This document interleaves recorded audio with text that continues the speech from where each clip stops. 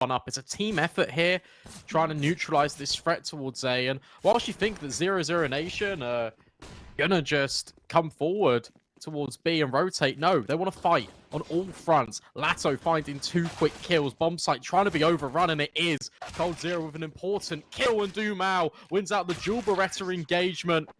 Problem is, it's still just with USBs anyway, so even with a gimmick play like that, if you get the jump on someone, it's still not a guaranteed kill.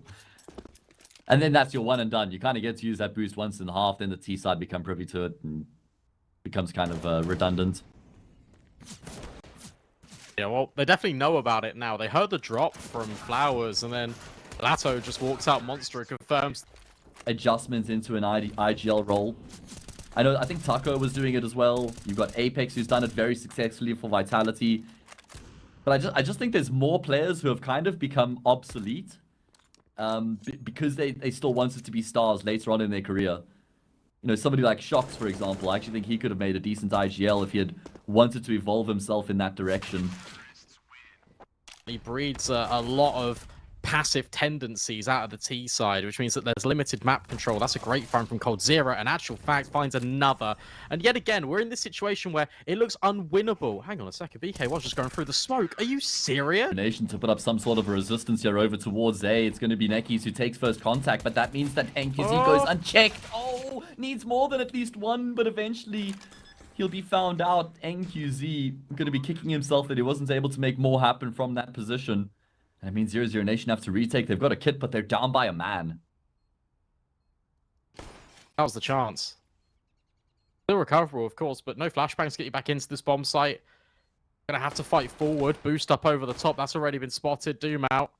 It's about half HP. You can put a smoke on the bomb from the other side of Dice.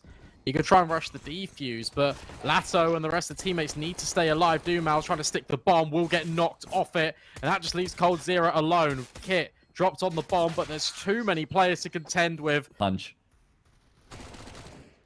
Oh, Dumao, if he gets that kill, that buys a little bit of extra seconds. Cold Zero's made it into the bomb site, but surely they go in towards water here and drop down. Nice shot, but his teammates are just falling all around him. Cold Zero finally dealt with. Nekis on the CZ. Okay. Gets a couple of kills. This potentially is winnable. However, I very much doubt it. 2 players quite low. CZ not really got enough bullets in the mag. And I like this out of NQZ because he is holding long. Nekis swings.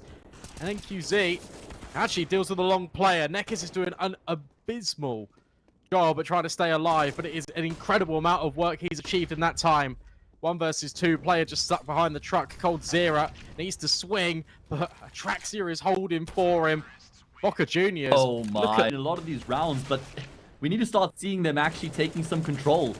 Starting to be the ones to lead their opponents, not just constantly have to chase the game and grind their way to keep themselves in it. As that is an impressive sequence of kills. NQZ is starting to consider the rotation. He's starting to make some moves. Oh my goodness, so many flashes and a lot of damage done as well. All unconfirmed though. And now Nekis has to bide his time, tucked in behind the barrels. Will this be considered by Boca Juniors? Does somebody clear this angle is the question. NQZ is coming. He's trying to take the bait. Nekis finally able to pounce, and he's able to find a multi-kill. Still alive. He's still alive this entire time. Nekis hits the headshot, and that's the comeback complete. 00Nation from 7-2 down, and then from 13-7 down. They come back twice in the space of 1 map, and they went out their map pick 16-13. The command of this opening pistol round. 2 frags to the team's name, and full control of the B bomb site as well. Oh, nice shot from Cold Zero. Just before that bomb gets locked in. Still potential here, right? I mean, there's 2 versus 2 on the bomb site at the moment. Dumao, though, gets absolutely clotheslined. Great shot from Atraxia. Nekis, oh no, he's missing shots. Flashbang, so good. And Atraxia just keeps on going. He's on for the 8. Get that luxury of the extra count. Now, just with the Glock, he's trying to find a way in towards the bomb site. They will find at least 1 kill between them. No chance for Pav to make anything happen. And it is indeed a success. DK1 just trying to sell a bit of a fake, trying to take the attention elsewhere, but Dumao confidently does peek in towards mid and realize there's just 1 player. They're feigning as much presence as possible. Lato. Fight towards cave yet again. Nekis will find the opener, and it'll even fall away further. Never mind. Oh, no. DK1 will at least trade, but needs the support of his team now. Necky's decided against deploying the smoke grenade. Ataraxia doesn't clear the corner the whole way through. And that's going to cost not only him his life, but BK1 as well. Eventually, Lency will trade, but because he takes an extra second, NQZ is in position. A 2v1, only Nacho left remaining. Wants to try and phase through the smoke here. NQZ just checked it, didn't see anybody. Timing could favor Nacho. NQZ will round the corner. God's on his side. Context of this game. Can they hold on? Flashbang.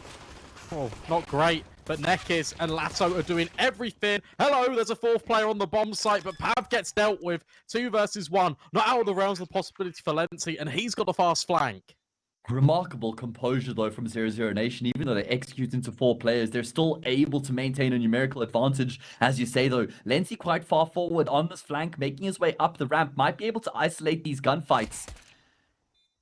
And there we go. NQZ goes down. Dumao not able to have any response. He now tucks himself in the corner. Times the peak as soon as the step comes through from Lency. And he's actually, look to stick the full 10-second defuse. Forced by, they don't want to have to play for overtime. Nacho looking to get ahead of the volley, but he's completely blinded up by the flash. Lato. Wow. Oh my. 2 quick kills coming through towards Jaguar. Then pivots 180 degrees. Finds the 3rd frag as well. And he lives to tell the tale to his grandkids.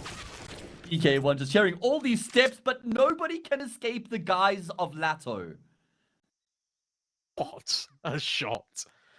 Are you kidding me, Lato? Like, what? I don't know. What are you eating? In the playoff bracket of the South America Series 8, Ataraxia leaps over Necky's. Nacho suffers the same fate. And this one's as good as done. It's really unfortunate, B-Dog. When Boca Juniors were leading 13-7 on Overpass, it seriously seemed like we had a game in our hands, but that switched. And ever since then, 00Nation haven't looked back. No, they haven't. What a dominant performance on Ancient, and fair play to the mental resilience and fortitude of 00Nation.